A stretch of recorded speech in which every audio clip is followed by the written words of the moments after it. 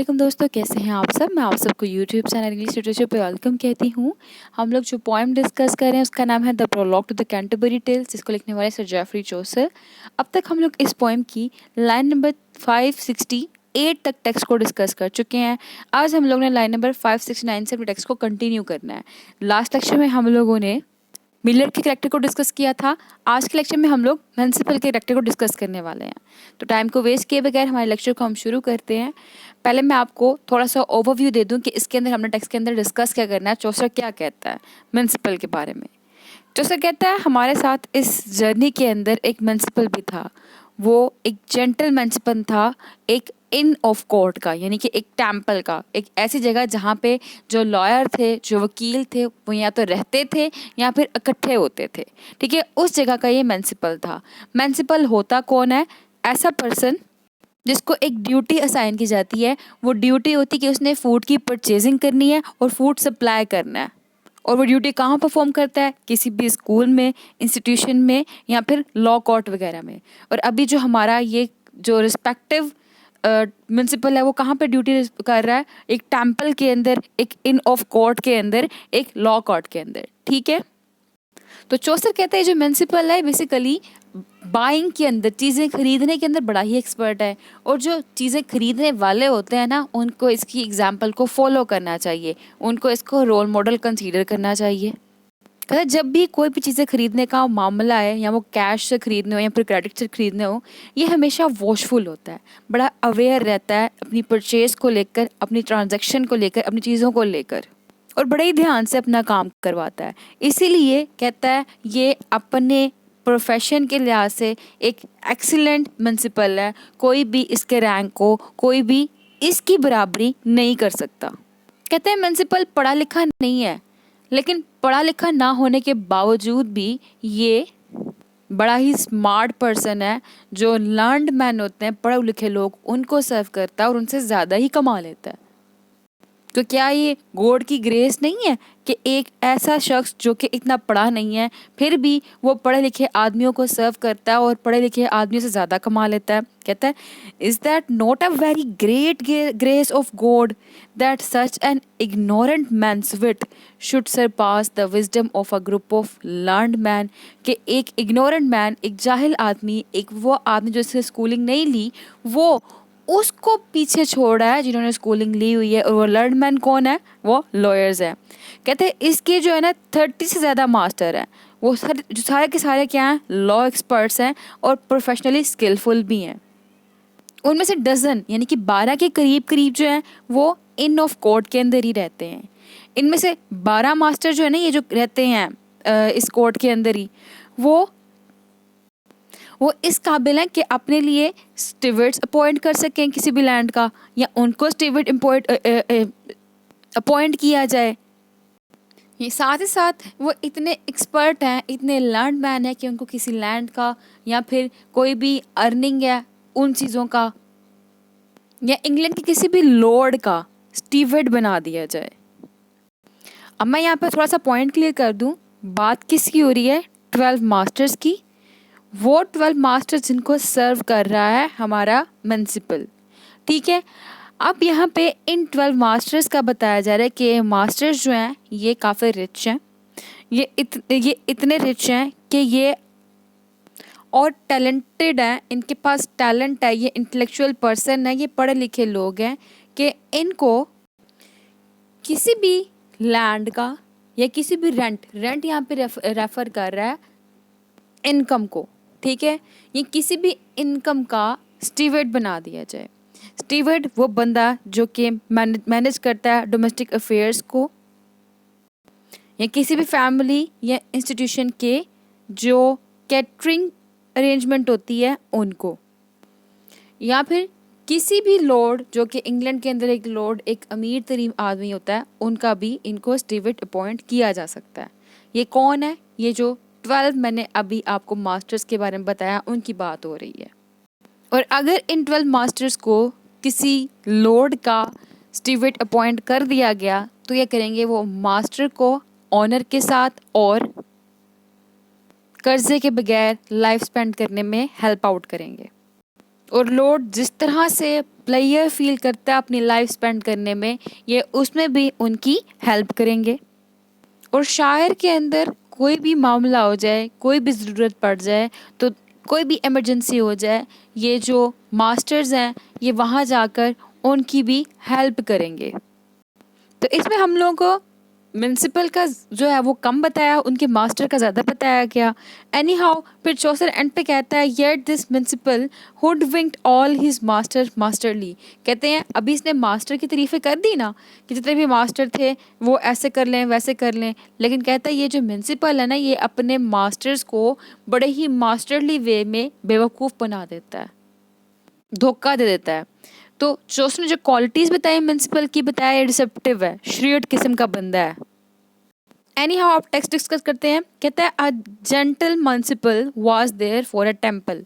ठीक है, gentle municipal irony है इसके ऊपर यूज़ की गई। एनी हाउ चौसर का स्टाइल है, वो जब भी करेक्टर को इंट्रोड्यूस करता है उसकी तारीफ करता है, ह्यूमर क्रिएट करता है। कहता है टेम्पल के अंदर यानी कि इन ऑफ कोर्ट के अंदर एक जेंटल म्यूनसिपल था, of which a caterer might take example। A caterers means buyer, कि जिसकी जो डिफरेंट बायर्स होते हैं उनको इसकी एग्जाम्पल को फॉलो करना चाहिए, इसको अपना रोल मॉडल कंसीडर करना चाहिए, क्योंकि ये ऐसा बंदा जो कि बहुत वाइज था बाइंग के अंदर, चीज़ों खरीदने के अंदर। For to be wise in buying of vitaille मतलब थिंग्स वगैरह जो भी है, गुड फूड्स वगैरह, उन सब की प्रोवियंस। कहता है क्योंकि ये जो बंदा था, ये जो म्यूनसिपल था, ये जो चीज़ें खरीदने में, जो फूड खरीदनी है और जो प्रोवियंस वगैरह खरीदनी है, उन सब के अंदर क्या है, बहुत वाइज है। वाइज से मुराद यहाँ पे कनिंगली अपना काम निकाल लेता है। ठीक है, for whether that he paid और टुक बाय टाइल। मामला या तो कैश का हो या फिर क्रेडिट का हो, कि चीज़ें जो है वो कैश से खरीदी जा रही हैं या क्रेडिट से खरीदी जा रही हैं। ये हमेशा जब भी कोई चीज़ खरीद रहा है कैश या फिर क्रेडिट से, तो हमेशा बहुत ज़्यादा वॉचफुल रहता है अपनी परचेजेस को लेके, अपनी ट्रांजैक्शन को लेके। कहता है algate he waited so in his achat. Algate means always या इन एवरी वे। वेटेड मतलब टुक केयर, एहतियात करना। फिर उसके बाद चैट मतलब परचेज। तो कहता है अपनी परचेजेस के ड्यूरेशन के अंदर जब ये चीज़ें खरीद रहा होता है तो उस टाइम बड़ी ही एहतियात से काम करता है। That he was a biforn and in good state. Before जो है मतलब बिफोर, पहले। State means state of affairs या पोजीशन। तो ये हमेशा एक आगे आगे और गुड स्टेट में रहता है, और जब भी ये परचेजेस कर रहा होता है तो ये बहुत ही केयरफुली देख रहा होता है अपनी परचेजेस को, अपनी ट्रांजैक्शन को। Now is not that of God a full fair grace. कहता now is not that a very fair grace of God. क्या ये गॉड का क्या फेयर ग्रेस नहीं है इसके ऊपर एक इनाम नहीं है, एक रिवॉर्ड नहीं है। That such a lewd manners with shell pace मतलब सरपास करना, पीछे छोड़ देना किसी को। कि सच्चा अनलर्न मैन, कि एक आदमी जो कि पढ़ा लिखा भी नहीं है, स्कूल भी नहीं गया, जो वो क्या करता है अपनी विट में सबसे ज़्यादा आगे निकल जाता है और छोड़ देता है किसको। The wisdom of an heap of learn man पढ़े लिखे आदमी की, कि जो पढ़े लिखे आदमी की जो स्किल है उसको पीछे छोड़ देता है, उसकी विट को पीछे छोड़ देता है। ये इतनी विट रखता है अपने अंदर। तो क्या इसके ऊपर गॉड का ग्रेस नहीं है? ये तीनों लाइन इंपॉर्टेंट है। इसमें राइटर जो है वो चौसर आयरनी यूज़ कर रहा है कि क्या ये गॉड की ग्रेस नहीं है कि एक अनपढ़ आदमी वो अपनी विजडम के लिहाज से, अपनी उसकी विट के लिहाज से बात की जाए या विजडम के लिहाज से बात की जाए, तो जो लर्न मैन है उनका ग्रुप है उनको पीछे छोड़ देता है, उनको भी बिट्रे कर देता है, उनको डिसीव कर देता है, धोखा दे देता है। नेक्स्ट लाइन्स देखें। Of masters had he more than thrice 10 मतलब 30, कि इसके पास जो थे मास्टर्स वो 30 से ज़्यादा थे। That one of law expert and curious, वो सारे के सारे क्या थे, वो सब के सब प्रोफेशनली स्किलफुल थे। क्यूरियस मतलब स्किलफुल, और लॉ एक्सपर्ट थे। ठीक है, यानी कि they belong to the profession of lawyer. ठीक है, of which there were what dozen in that house, जिस जगह पे ये काम कर रहा है इन ऑफ कोर्ट के अंदर, उनमें से डजन यानी कि 12 के करीब जो है वो तो उधर ही रह रहे हैं, इन ऑफ कोर्ट में worthy to be in stewards of rent and land. कहता है अगर लैंड और रेंट के लिहाज से बात की जाए तो उस लिहाज से इनमें से जो 12 है वो क्या है, वो वर्दी है स्टीवर्ड अपॉइंट करने के लिए। ठीक है, कि उनको स्टीवर्ड अपॉइंट किया जाए उनकी स्किल्स की बेस पे। Of any Lord that is in England, या फिर इंग्लैंड में कोई भी लॉर्ड है उसमें उसका इसको स्टीवर्ड बना दिया जाए। To make him live by his proper good, ताकि वो जो लंदन के अंदर लॉर्ड है ये उसकी जो लाइफ है उसको प्रॉपर वे में अच्छे से गुजारने में उसकी हेल्प आउट कर सके। In honour debtless but if he were wood, क्या है कि उसकी लाइफ उसको वो इज्जत से गुजारने के लिए हेल्प करे उसकी, और साथ साथ उसको डेप्टलेस कर्जे से निजात वाली, कर्जे के बगैर वाली लाइफ गुजारने भी उसके लिए हेल्प आउट करें।